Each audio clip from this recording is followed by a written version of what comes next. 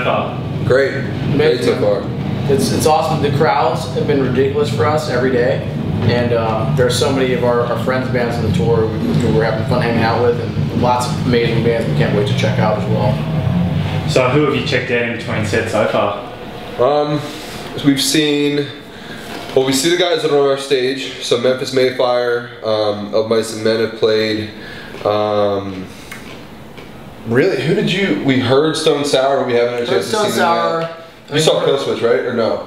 I didn't see Killswitch, I didn't get to see them. See, it's been really shitty, to be honest, because the first day we had to leave for the airport at 4 p.m.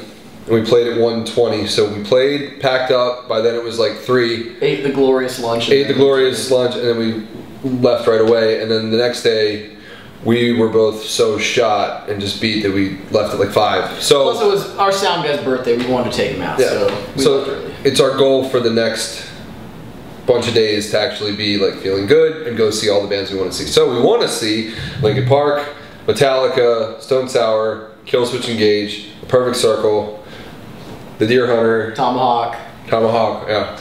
How does it compare to where else you've played so far around the world, festival-wise? This is probably one of the biggest, it probably is the biggest festival we've ever played. The only thing we've done that's come close to things is Download. And Sonisphere too. Sonisphere is pretty big, but I think this definitely takes the cake to it, you know? Yeah. Sonisphere was cool because it was all in one spot, but it wasn't a moving festival. And what's so amazing about Soundwave is that it's a moving festival. Like it's like everything gets on wheels and goes. It's like a gigantic Warped Tour or something like that, you know? So it's really cool, man.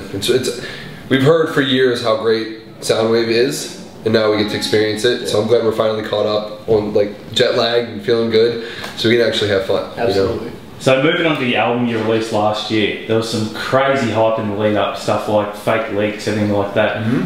So 6-9 months on now, when the reception sort of died down, looking back on it, how was the whole experience of releasing that album? We love it. I mean, we're happy with it. We love the album. Our fans, I think, have been very vocal about appreciating it and accepting it.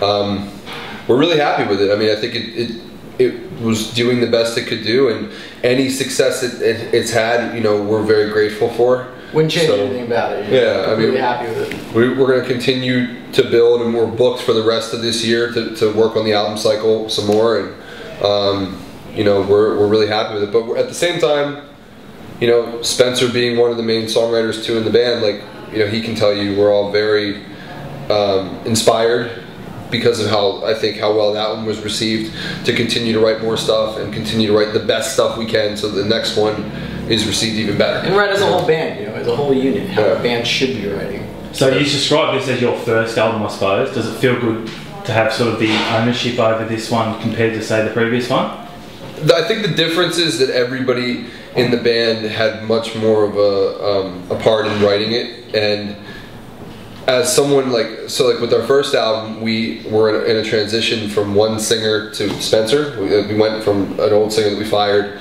to now with Spencer, and Spencer was really rushed in being able to write for that one. And I was able to come in and write like a few things here and there, but a lot of it was just stuff that was already written, ready to go. Yeah. I mean, I composed like a bunch of harmonies. I think that was about it. I wrote like Jetpacks Was Yes, but a lot of it was just there. I had to get in the studio and do it in like 3 weeks. It was rushed for sure.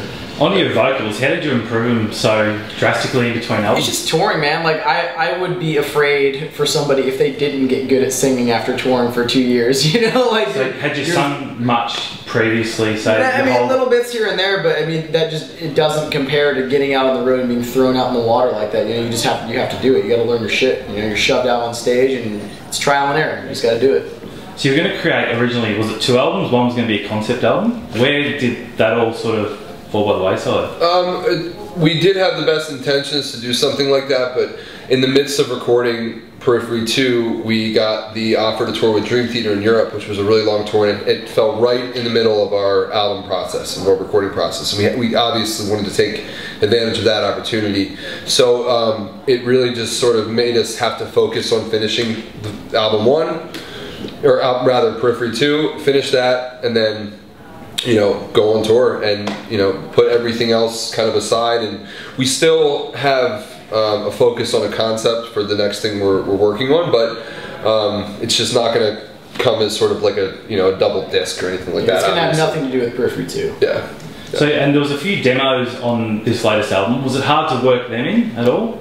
Sort of a few older tracks, I suppose? No, I mean, a lot of the guys, a lot of the guitar players, they got together and they would just brainstorm ideas. They'd listen to these demos and say, what can we do off of this, and they would just take it whatever direction they felt was necessary to take the song, and then, they'd send it to Matt. Matt would compose drum parts, and then I would compose vocals over it, and that's how we did most of the album. So, the way the music scene is at the moment, there's so much unoriginal stuff. How does it feel to know that everyone looks up to your skills and sort of your originality? They do.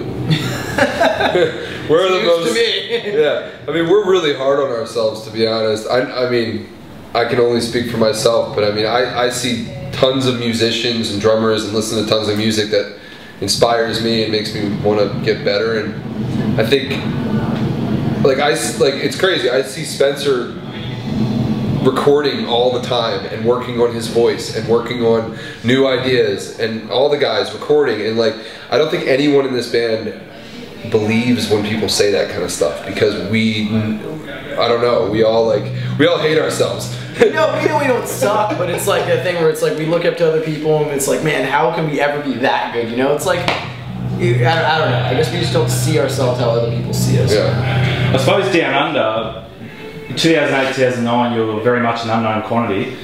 We perceive you as one of the most in-demand metal acts in the world now. How does that feel? I had no idea. that gave me chills. That's crazy, dude.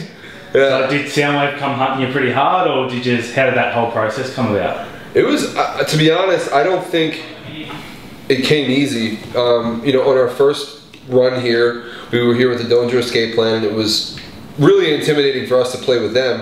One, they're an amazing band, but two, we love them, we looked up to them, and that, to us, we were like, whoa, I can't believe we're out with Dillinger, they're one of our favorite bands. So being in a new territory, being tired, it was really challenging as a tour. And then when we came back the second time for our sort of headlining run, it was really amazing to see some growth. And I think that because the people here really did take to our music and really like us, they're the ones who brought us here for Soundwave.